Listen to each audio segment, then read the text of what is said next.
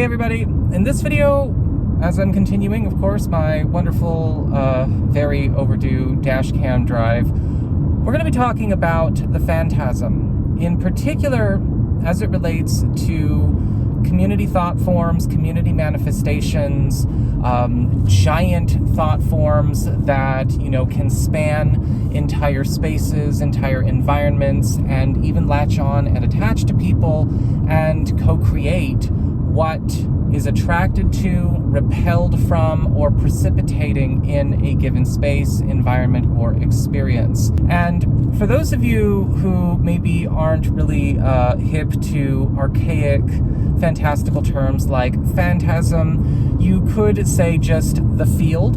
You could say the collective unconscious. You could say the realm of the astral. The phantasm isn't a substitute for any one of those things, but the phantasm could be seen as all of those things put together. This is a talk that I've addressed in the past in certain, discussions back when I was doing lives and things like that on Patreon, but I was not necessarily able to go into the, I guess you could say, the more granular discussions of the alchemy of it all and how the phantasm and how community and collective thought forms operate, what they do, and why we need to be more intelligent about confronting them. And this was all motivated not only because of, my own recollection of experiences I've had, but what I've also been helping a friend deal with,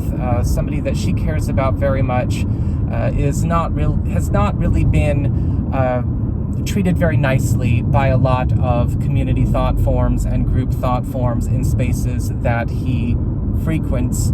And, he's had some struggles sometimes with a great deal of oppressive negative energy, end of the world illusions and visions and all of those kinds of things. And that has to do with the very nature of the spaces that he was visiting, not just in the physical, but also on the digital, right? Because when we talk about the phantasm and magic and energy and thought forms, they're not just out in the world. You're not, immune, or you're not eluding them just because you are engaging certain materials on or offline. This is still a matter of spiritual clarity, sanitation, harmony, and balance, regardless of where you are engaging the stimuli and the inputs you are. A community thought form or a collective thought form is basically a gigantic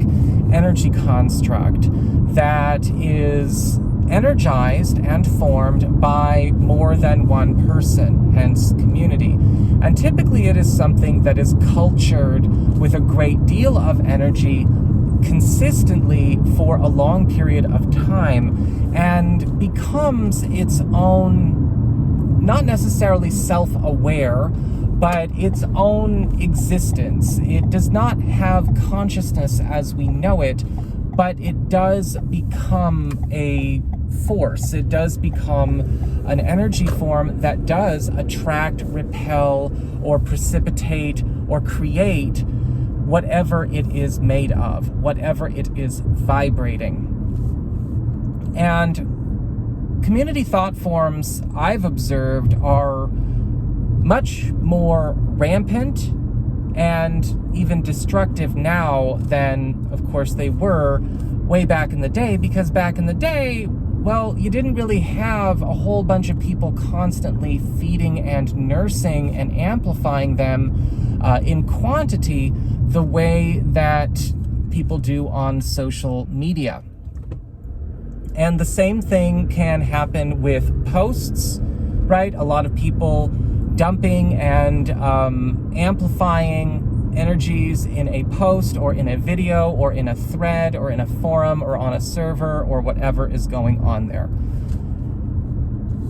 Community thought forms can jump from person to person once a person becomes attached, once a person becomes a vessel, once that person becomes a carrier. And I've observed that with, people I know, in the physical here, I actually have somebody that I know that whenever I, engage with them and say they're coming out of, some time away, or they're coming home from work, I'm like, it's on you again. And then he's like, I know.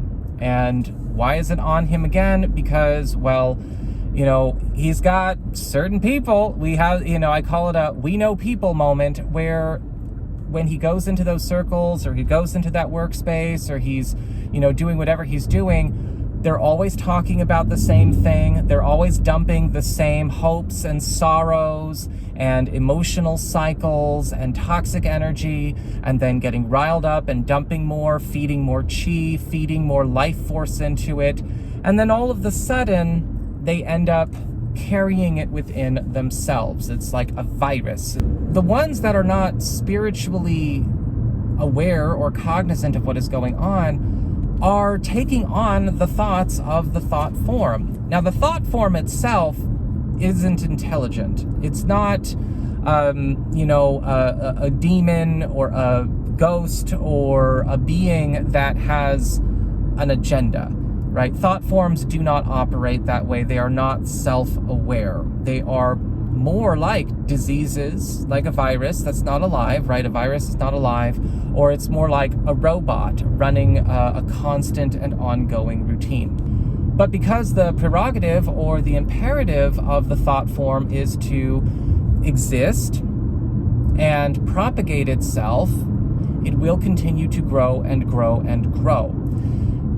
And when people take these energies on and they take them into their field and they contribute, right? They amplify, they energize, they act on whatever is echoing in their field, echoing in their thoughts, then that goes about co-creating their reality as well. But because the prerogative or the imperative of the thought form is to exist and propagate itself, it will continue to grow and grow and grow.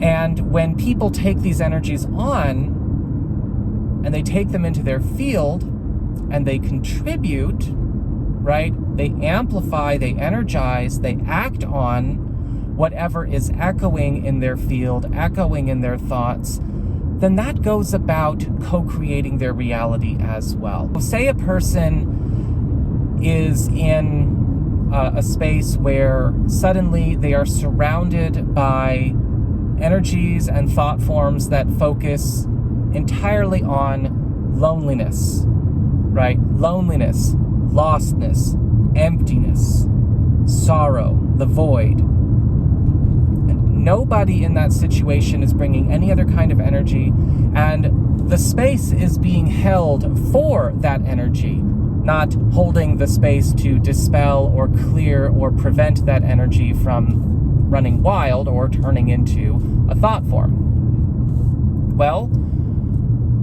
when everyone catches that, that starts manifesting, right? The energy itself starts to manifest itself. And that's not a judgment, right? That's not, judgment isn't even applicable in this situation. It's just alchemy. It's just a metaphysical reaction, right? It's a causality matter, not a judgment in terms of, they were in bad energy, so, now they're being judged, or they're being judged because they're hurt, or they're judged because they're lonely, or they're judged because they're suffering. That's not what's happening at all. And the only reason I'm getting kind of bitchy about that is because, that is an attitude that sometimes I've encountered in spaces where it's kind of like, you're poisoning each other, but you don't want to feel bad about it. And I don't think that that's a healthy attitude to have. I'm not saying good vibes only, because, here's the thing. We do need to have our feelings. We do need to be able to feel what we're feeling. We need to be able to go through it. And so that way we can go through it, not bring it up, re-energize, re-up, keep going there, keep going there, keep going there, being, all processing, no productivity, all processing, no progress. That's what I'm talking about.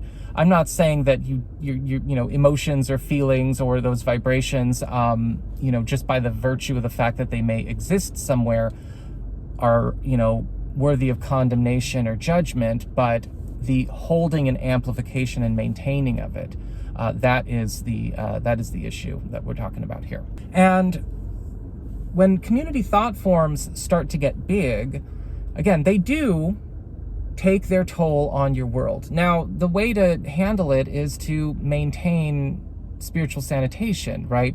Cleanse, clear, purify, protect yourself, right?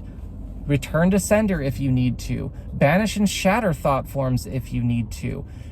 Clear your space, making sure that even if you do need to go into those spaces, right? Because sometimes it's a part of your job, or you are in a space where you are supporting people that you care about, even if it's not your job, you're going to take on some of that energy every once in a while, even if you're protecting yourself. It's just about not being negligent, because the way these vibrations will take their toll on your reality if you don't, or on the reality of others that may come to the space or share in the space if nobody is taking care of the situation. It's not always easy to track in the beginning because it's always deeply personal. And so it tends to creep up on people. It tends to, catch them off guard. So I'll give an example of how this would manifest. So let's talk about, again, the loneliness example. Let's say, for instance, a person is in a space where maybe they are constantly in a group of people, whether it's physical or offline, and it's all about coping through the loudest, darkest, downest, dingiest venting and, commiseration one could fathom. Each and every one of those participants, that co-created and energized and maintained that thought form and did not do any kind of clearing, cleansing, are going to take that back to their world and their reality. So that vibration is going to fight against their very intention to get out of the situation that they are in. One is trying to, say, get a date. And let's say he is looking for a romantic partner. And every single time, that energy that they're carrying, well, they're either going to manifest nothing, which is probably the best case scenario, or they're going to manifest someone that is going to make them feel lonely or keep them lonely in some kind of way, or precipitate a situation that's going to make them lonely. So, okay, say they go out and they're trying to, go date, and they're really putting in the effort, right? They're going and, they're just going out to, the old watering hole, going out to events, they're getting on dating apps and everything like that. And so they are making all their efforts, but that energy of loneliness, defeat, despair, isolation, they're either not going to find anybody that clicks, right? Because that's the reality that's getting co-created in that situation, right? That's the reality that's accepted. That's the self-fulfilling prophecy that is being fulfilled by the self, by maintaining that experience. Problems ensue. Or they end up in a situation where they do end up getting a chance to see or date somebody, but that is going to be somebody that brings that feeling of loneliness in another way. Say a boyfriend who is never around, a girlfriend that doesn't let them have a social life, a partner who has decided to completely, isolate them from their own path, or maybe just somebody that is extremely destructive, right? That'll bring a lonely experience. And until this person gets their energy right, that will be the curse that they bear. And so that's where it's kind of like, okay, this thought form cannot walk with me through life. this thought form cannot occupy my space. This thought form cannot be in my world. Now, I'm not saying you need to hide from people that might be carrying that kind of negativity or creating thought forms like that. I mean, you know, you do you, but I would say, all right, take responsibility for the energy that could be manifesting because of the company that you keep. The environment and the company that we keep affects what manifests in our reality. And so, you know, mastering our reality means mastering also the vibrations that we want to have in our space, you know, not only we as individuals, but what we share with others, you know, again, getting a chance to have things work the way they should work for us. However, sometimes that can also be a bit tough to navigate, because certain thought forms, certain energy forms are created to distract, or created as a distraction, whether it's people distracting themselves, hiding from reality, hiding from their responsibilities, or hiding from things that they can't face in their reality, hiding from things they don't want to face, or simply escaping from things that they don't know how to fix or end. And so when we talk about that, sometimes people forget to cleanse and clear.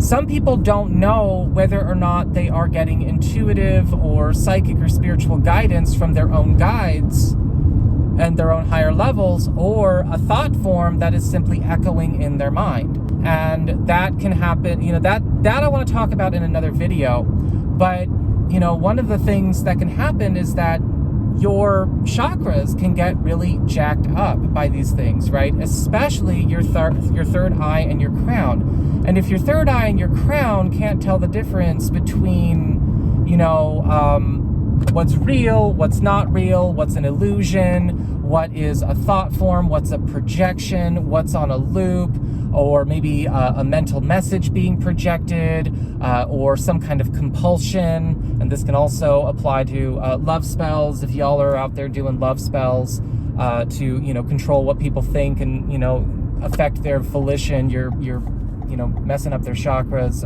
And again, I'm going to talk about that again in the video.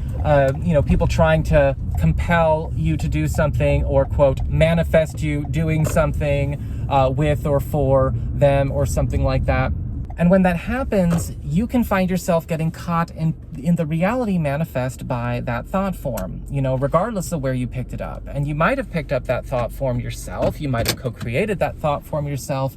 You may have not. You might have had that thought form, you know, attached to you through maybe contact that you made with a person or a space, or something coming through input, or something that you were engaging with.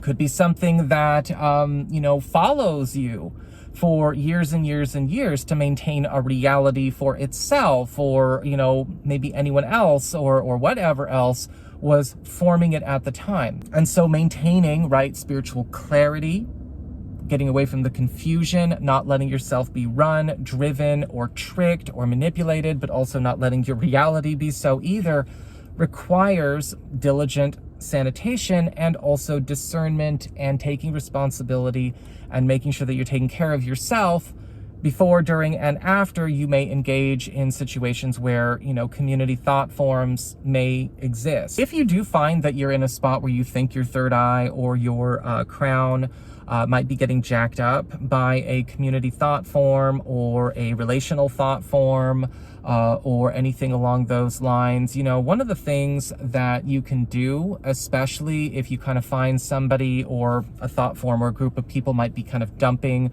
a lot of thoughts, you know, hopes and sorrows, impressions and information into that thought form, or into you, or into something that's going on. What I like to do is, if I need to do a quick check, right, to discern, I take my dominant hand, so I'm right-handed, I take my right hand and I block my third eye like this, right? Projecting out, I block off my third eye, and then I immediately bring all of my primary attention into my heart, almost like I am looking at my heart like a viewing screen, inside the body, not outside the body, because outside the body there could be something there too. inside the body. I just go right down a line into the heart spark, into the heart chakra, into the heart star. And then I focus there. I don't think about anything. I just visualize and focus on that star, focus on that spark. And then I notice it get bigger and bigger and bigger, and all illusions, all impressions, all projections get pushed back, and only that which is true remains. And that is a way that I kind of bring myself back, because sometimes, you know, these things do show up, or they show up in intrusive thoughts, you know, and regardless of how skilled you are. And that can be a good way to, you know, be a first step for a bit of a reset. Smudge yourself, get into a salt bath, go outside into the sunlight if you can, a natural body of water if you can. Get yourself into a space where you might be allowing, you know, maybe the wind or the sunlight itself to burn some of this stuff off of you.